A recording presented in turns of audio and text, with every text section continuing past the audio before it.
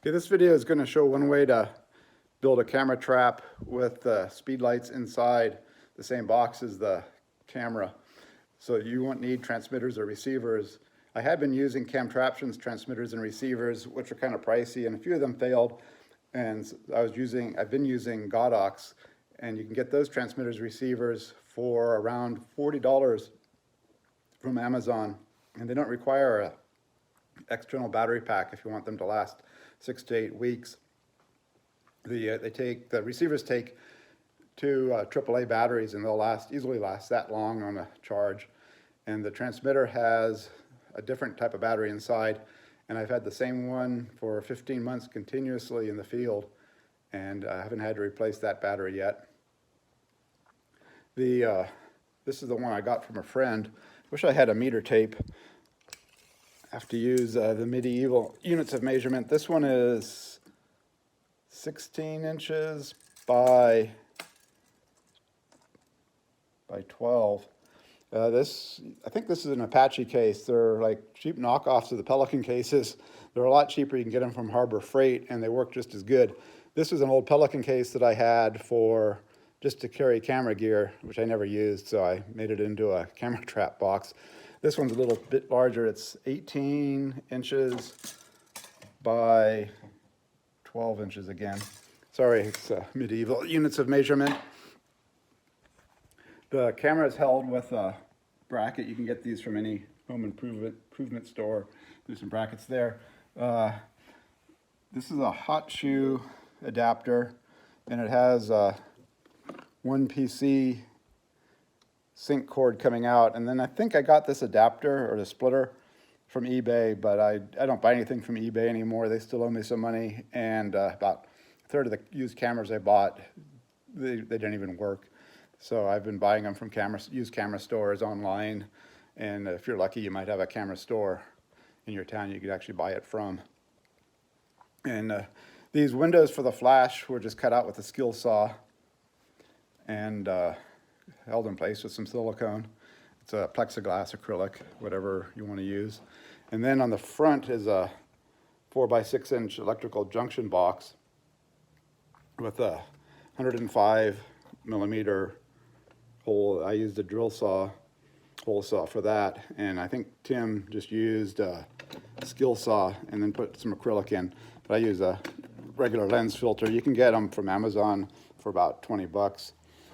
And then I just pop on a kind of a hood that helps keep the moisture off any rain, and it will help shade it too if it's in the sun. I made that out of some tin. It's in the roofing section of some home improvement stores, and it's really cheap, like $1 or $2. And then he made brackets here, and the PC sync cords go into the hot shoes here.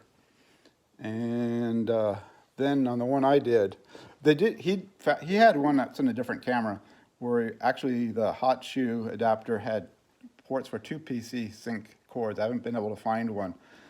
So the other way you can do it is you can get a off-camera hot shoe, which this fits right into the the flash port, and then this comes up to here, and then there's a PC sync cord here, which goes from each speed light. So when this fires, it fires that one. Works really good. Again, these are just, I think they might call them bookshelf brackets. They're at home improvement stores. Probably get them from Amazon.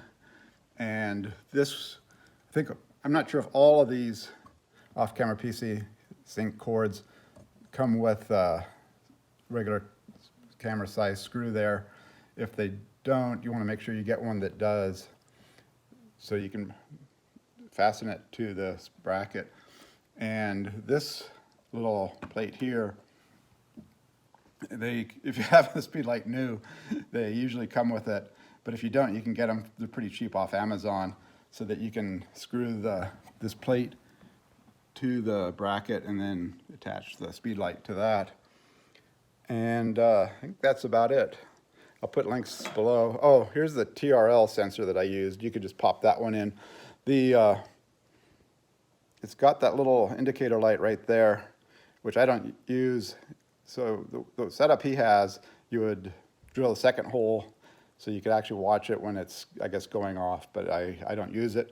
You can just bend it all the way up, like, or just bend it out of the way, and then you don't even need to drill that hole. This, I think with the battery that this is designed to hold, will take or last a week or two. I use the same battery pack that I would use for a Camtraptions transmitter, and it'll last easily 6 to 8 weeks, probably a lot longer. If you order this, these little dip switches control like whether it's going to be on and off at night and some other settings. You can ask them to have it take as many pictures as you want, then pause, I think probably for as long as you want, and then take more pictures. The setting I use the most is it'll take 5 pictures consecutively, pause for a second, if there's still motion, take 5 more. Because a lot of times you'll have something cool like a mountain lion that will just walk by, so you want to try to get a lot of pictures, so maybe its head will be facing you or something. If you have something, like if you have it on a spring, you might get a lot of pictures of something drinking, but there'll be a few pictures that are better than the rest. So if you're going to use this, you would just drill the hole, and then this black thing just unscrews, and then it screws back on. It comes with easy to follow instructions. And I think that's about it.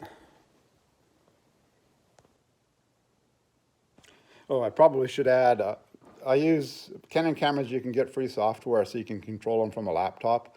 And I use it because I don't want to have the camera zoomed way out and have to crop in. I crop a lot anyway, and you can only crop so much.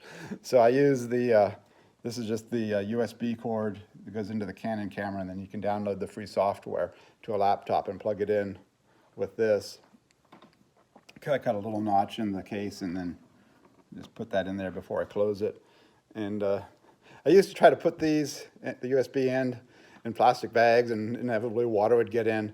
And they'll last for at least a few years with water on them. I mean, the water dries up, but it's surprising how long they last. Anyway, I think that's it.